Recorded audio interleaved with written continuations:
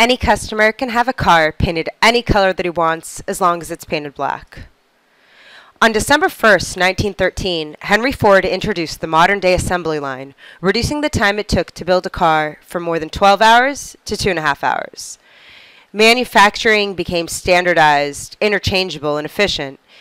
And inevitably, this concept of mass marketing, mass communication, and mass consumption became the cornerstone of modern-day marketing. And it used to be that if a brand wanted to promote a product or service, they'd plan a generic or a fixed campaign with a fixed generic message that would reach a large audience all at once. There was no dialogue. It was a one-way conversation that started with the brand and ended with the consumer. And this used to work just fine. But as times changed, so did our consumers. They got smarter. They started doing their own research and asking their own questions. They stopped letting brands dictate the way things are run, and they started to run things.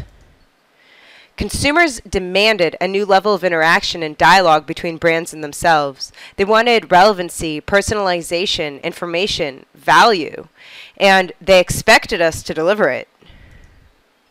And so I really can't help wondering, even with all these changes we're seeing in technology and consumer behavior over the past decade, how is it that we're still building creatives and ad campaigns the same way Henry Ford built his T model over 100 years ago? How is it, even though we know that mass messaging is a dying breed, that we continue to deliver generic messages and ads to our consumers? Could it be that our modern-day marketing organizations are stuck because of the assembly line mentality? So, what are we supposed to do? How are we supposed to find the balance between satisfying our customers' unique needs and mass marketing? How can we build campaigns that create dialogues with each one of our consumers on a mass level? Surely, we can't make unique creatives and messages for every single person we're trying to speak to. That's just unreasonable. The time and resources it would take to do so, let alone the process, would make it impossible. But wait, what if we combine the concept of the assembly line with today's customer-centric needs and today's technology? What if we were able to mass produce targeted content on an individual level? What if we took the creative and turned it programmatic? I mean, imagine if every single creative that we showed to a consumer was relevant, interactive, and engaging. If every single message was dynamically adjusted to encourage an ongoing dialogue with the consumer. We'd be able to build trust in a relationship with our consumers. We'd be able to deliver our messages. And we'd be able to listen and respond accurately to our consumers' needs. In short, that's really what a programmatic creative is. It's a data-driven dynamic ad canvas that can make responsive decisions in real time. And the technology exists already. In fact, there's a handful of brands that have begun to make their creatives programmatic. But a handful isn't enough. So why is it that even though we do, in fact, have the technology needed to support programmatic creatives, are we not doing anything about it? Because it's not really the technology that's holding us back. It's our own organizations. Simply put, adopting new technology and new creative processes without organizational restructuring is not going to work. And just as we've seen technology and consumer culture evolve, we too, as organizations, must do the same. Let me ask you a question. Who in your organization holds the key to programmatic data? Is it you? Your agency? Your media buying team? Your tech team? Or if you're an agency, is it your client? How can you expect to obtain a holistic view of your customer if the data is spread across multiple departments? How are agencies supposed to optimize their digital advertising strategies if they don't have access to consumer behavior data or consumer preference data? And how are marketing teams supposed to improve personalized marketing tactics if they don't have access to data? Look, siloed data is never a good thing. And alongside siloed data comes another obstacle: the siloed departments. And in regards to the programmatic creative, I'm talking specifically about the creative teams and data science teams. These guys shouldn't be adversaries. They should be lovers.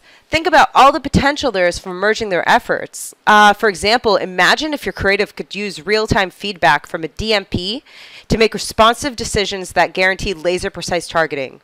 Look, the possibilities are endless. And not only that, by merging the creative with data, we can streamline the creative process and literally make it programmatic. We could have an algorithm that automatically optimizes each creative with minimal need for human interference. Regardless how we choose to embrace the marriage between data and the creative process, we need to make sure that our teams, especially the leaders in our organizations, are equipped with the tools necessary to understand modern technology, data science, and the creative process, and most importantly, how they can all work together.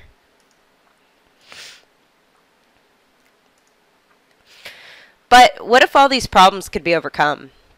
What if the organization repaired itself, the creative process and data became friends, and all data was integrated into one platform and was accessible to everyone who needed it?